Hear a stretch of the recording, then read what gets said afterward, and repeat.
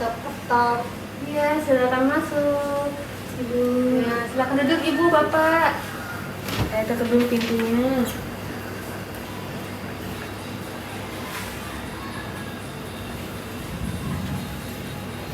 Ini sebelumnya perkenalkan, saya Bidan Tiara, saya yang bertugas pada siang hari ini. Ada yang bisa saya bantu, Pak, Bu?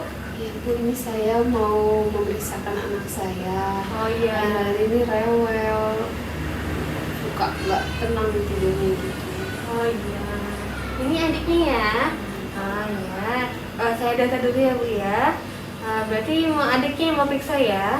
Oke. Adiknya siapa namanya? Oh iya. Umur adik sekarang berapa? 9. Oh iya. Oke. Ini nanti saya periksa dulu ya, Bu ya, adiknya ya. Nanti saya cek. Saya lihat dulu. Mungkin ada beberapa yang mau saya cek untuk adiknya. Nanti setelah saya cek, saya akan memberikan edukasi atau penjelasan terkait kondisi adik. Gitu ya. Saya ceritakan dulu ya.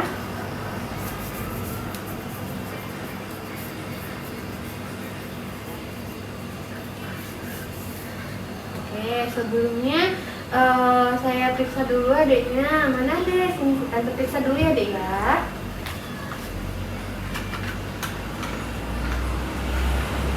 Oke, untuk nadi sama suhu dan pernapasan adik normal semua ya, Bu ya. Memang pernapasannya sedikit agak cepat tapi nggak terlalu bahaya ya. Oke. Kemudian ini tadi saya cek untuk adik ada sedikit ruam ya, Bu ya. Iya, ada kemerah-merahan ya di bokong ya. Nah, itu nanti mungkin akan saya jelaskan terkait kondisi adik itu ya. Sebelumnya ibu sama bapak udah pernah tahu belum apa sih penyakit atau permasalahan yang biasanya terjadi pada balita, usia balita? Belum ya. Seperti ini Bu, ruang popok atau oral flush, belum pernah dengar ya. Oke, nanti sini saya jelaskan dulu, nanti saya akan memberikan edukasi mengenai ruang popok dan oral flush atau bercak putih dalam mulut bayi yang biasa ini terjadi sekitar pada bayi balita. Begitu ya, Bu ya, Pak ya. Nanti penjelasan kurang lebih 10-20 menitan. Apakah Ibu dan Bapak bersedia? Oke, kalau begitu ini nanti saya akan jelaskan terkait ruang popok terlebih dahulu ya, Pak ya, Bu ya. Nah, nanti bisa dilihat dari lembar balik ini. Nanti saya jelaskan, bisa dilihat biar lebih paham dan lebih jelas ya. Yang pertama ada ruang popok. Jadi untuk ruang popok ini apa sih ruang popok itu? Jadi hampir sebagian ini ruang popok itu biasa terjadi pada anak 4-15 bulan. Nah, ini merupakan peradangan kulit yang terjadi pada area popok yang hampir sebagian besar bayi itu pernah mengalaminya. Gitu. Nah, kemudian penyebabnya apa sih kok ini hampir terjadi kepada bayi? Gitu kan. Jadi penyebab ini karena yang pertama itu kebersihan yang tidak terjaga. Kemudian sering buang air kecil adiknya. Nah, kemudian bayi sedang mengkonsumsi antibiotik atau bayi yang mendapat antibiotik dari air susu ibunya. Kemudian ada tanda-tanda ruang popok Ibu, Bapak. Nah tanda-tandanya itu adalah tadi adanya kemerahan pada area kulit yang terkena popok.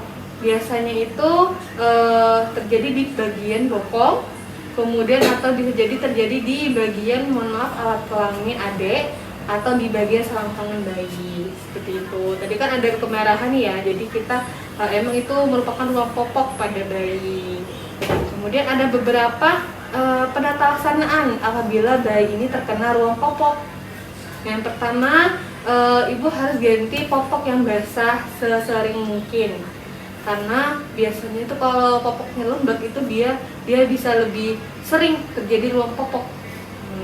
Kemudian hindari penggunaan tisu basah karena dapat menambah iritasi. Kemudian gunakan air bersih untuk membersihkan area popok. Nah, setiap kali menggantikan popok itu langsung dibilas tanpa perlu digosok ya, Bu ya. Jadi cukup dibilas dan kemudian keringkan dengan menepuk kulitnya. Nah, tanpa digosok karena gosok kan kalau digosok itu nanti gosokannya keras dapat menyebabkan kerusakan kulit pada bayi. Kemudian ibu harus hindari penggunaan popok terlalu kencang. Jadi ukuran popoknya harus disesuaikan dengan ukuran adiknya, jangan yang kecil ataupun kegedean. Jadi harus pas ya Bu ya, Pak ya. Nah, kemudian tidak disarankan menggunakan baby oil dan atau lotion untuk mengurangi ruang popoknya. Jadi dibiarkan aja, tapi harus ditata laksanain tadi. Popoknya harus sering diganti, jangan sampai basah, itu harus dilaksanakan semua ya. Oke Pak, Bu. Nah, kemudian agar tidak terjadi lagi ruang popok ini, ibu harus melakukan pencegahan seperti pilihlah jenis popok dan bahan kain yang menyerap keringat. Sering mengganti popok bila basah atau kalau setiap bayinya habis kencing kan itu basah tuh, sering diganti. Jangan ditunggu nanti. Jadi harus langsung diganti ya Bu ya. Kemudian menjaga kebersihan sekitar popok bayi. Jadi jangan hanya di bagian pantatnya aja, jadi selangkangan atau di bagian-bagian lain harus tetap dijaga ya. Oke, dari yang penjelasan ruang popok ini, apakah sudah paham Ibu Bapak? Sudah sangat paham Bu, berarti merah di situ yang buang Ibu ya. Iya betul, jadi memang untuk anak seusia ini emang sering terjadi ruang popok ini, tapi agar tidak terjadi kita harus lakukan pencegahan tadi ya Bu ya Pak ya. Oke, nah ini saya lanjut ke oral trust ya Bu ya Pak ya. Nah, kemudian ini untuk oral trust. Apa sih oral trust itu? Ini kalimat kata kerennya Bu ya. Jadi kalau untuk kata kata-kata kita sendiri itu kayak bercak pada bagian dalam mulut. Atau dalam kesehatan itu dia itu terjadi adalah adanya kandidiasis seperti selaput lendir mulut, yang mana biasanya ini terjadi di mukosa atau lidah dan kadang-kadang di bagian gusi dalam, nah kemudian atau bagian lantai mulut. Nah itu dia biasanya terjadi di sekitaran tersebut.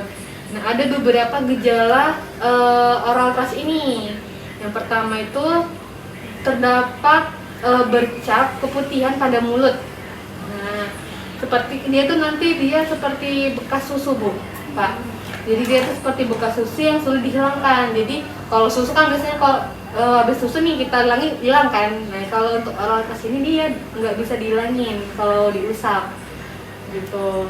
Kemudian bayi kadang-kadang menolak untuk minum atau menyusui. Jadi dia merasa sedikit tidak nyaman di bagian yang terkena oral thrush itu. Kemudian mukosa mulut mengelupas atau di bagian luka-luka itu nanti terdapat luka-luka banyak. Nah ini nanti sering terjadi pada selaput lendir mulut sampai bibir memutih menyerupai bekuan susu yang melekat. Nah ini bila dihilangkan dan kemudian berdarah. Jadi kalau ibu coba usap-usap nanti takutnya berdarah ya. Berarti itu emang dari oral thrush-nya gitu. Jadi emang harus dilihat kalau ini bukan, tadi kan udah saya jelasin ya. Jadi kalau menurut ibu ini susu, dia nanti cepet hilang. Kalau nggak hilang berarti itu termasuk oral thrush gitu ya. Nah nanti kalau oral thrush ini dia menjadi kronis, nah ini maka akan terjadi lesi berbenjol kecil Bu, kecil-kecil nanti, yang mana ini dapat menyerang bayi sampai anak-anak yang berlangsung lama hingga beberapa tahun akan menyerang kulit anak. Jadi emang kalau bisa tadi sebelum dia jadi kronis, sebelum jadi parah, harus segera dibawa ke tenaga kesehatan lainnya agar bisa dapat penanganan lebih lanjut seperti itu ya. Nah kemudian gejala yang muncul ada lagi seperti suhu badan bayi itu bisa menjadi demam seperti suhunya bisa sampai 40 derajat Celcius. Kemudian juga bayi menjadi tidak mau makan atau tidak mau minum, atau misal dimakan nih dia dimuntahkan. Nah kemudian untuk kalau untuk susu botol dia malah nggak mau, biasanya kan mau, tapi kalau untuk susu botol dia nggak mau, atau dia merasa gelisah terus menerus. Nah kemudian bayi juga bisa mengeluarkan air liur banyak, biasanya nggak mengeluarkan air liur banyak, nanti dia sering air liurnya keluar. Nah itu salah satu tanda atau gejala dari oral thrush. Nah kemudian pasti dia akan merasakan rewel karena dia merasa tidak nyaman pada kondisi tersebut. Apa sih upaya agar oral thrush ini tidak terjadi pada bayi ibu? Nah, ini kan tadi kan saya lihat tidak ada ya Bu ya. Nah cara untuk agar tidak terjadi, Yang pertama itu ibu bisa mencuci botol ibu secara bersih, dan dot botol itu harus diseduh dengan air mendidih atau direbus hingga mendidih jika botol tahan rebus ya Bu ya. Kemudian ini harus dilakukan sebelum dikasih ke bayi botol minumnya. Jadi sebelum diberikan susu, dot sama botolnya itu harus direbus atau dikukus terlebih dahulu. Seperti itu ya Bu ya. Nah kemudian bayi lebih baik jangan diberikan dot kempong, karena selain dapat menyebabkan oral thrush juga dapat mempengaruhi bentuk rahang. Jika bayi menetek atau menyusu, untuk menghindari oral thrush, ibu sebelum menyusui itu harus dibersihkan dulu untuk puting susunya ya Bu ya. Kemudian ibu harus juga menjaga kebersihan mulut bayi setelah menyusui. Jadi setelah ibu dia menyusui kan takutnya nanti masih ada sisa-sisa susu, itu ibu bisa bersihkan dulu sekitaran mulut bayinya agar tetap terjaga kebersihannya. Seperti itu ya Bu ya. Nah, kemudian apabila ada sisa susu, itu takutnya nanti akan menjadi bakteri, yang mana nanti itu bisa menjadi salah satu penyebab terjadinya oral thrush.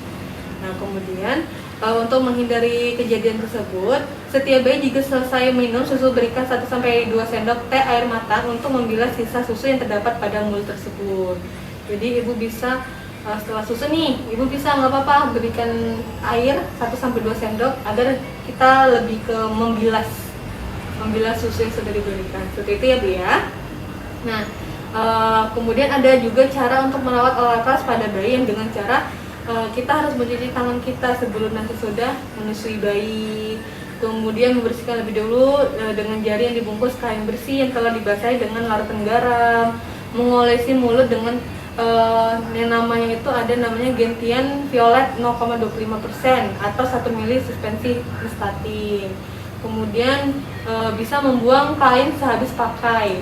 Jadi ibu harus bisa menggunakan salah satu dari yang saya sebutkan tadi. Seperti itu ya Bu ya. Nah mungkin kalau yang saya jelaskan tadi, oral thrush itu kan dia sesuatu yang bisa terjadi kapanpun kalau kita tidak menjaga kebersihan bayi kita. Jadi saya saranin kalau memang terjadi, mungkin bisa langsung ibu bawa ke tenaga kesehatan lainnya agar bisa dilakukan tindakan lebih lanjut dan tidak terjadi oral thrush yang kronis. Itu ya Bu, Pak. Nah mungkin yang saya jelaskan tadi sedikit panjang ya Bu ya Pak ya. Nah mungkin ada yang mau ditanyain dulu atau masih ada yang kurang paham nih tentang ruang popok atau oral thrush nih? Sudah jelas ya Pak ya Bu ya. Oke, kalau mungkin sudah jelas, berarti tadi kan sudah coba disebutin untuk ruang popok, berarti kain popoknya harus diganti kapan Bu? Terus sering mungkin jangan sampai terlalu basah sekali. Oke, betul, berarti harus sering diganti ya Bu ya Pak ya. Oke, mungkin itu saja yang bisa saya jelaskan Ibu Bapak, semoga nanti yang saya jelaskan bisa diterapkan ya. Jadi adanya bisa terhindar dari oral thrush ataupun bisa terhindar lagi dari ruang popok. Itu ya Bu ya Pak ya. Oke, terima kasih Ibu Bapak.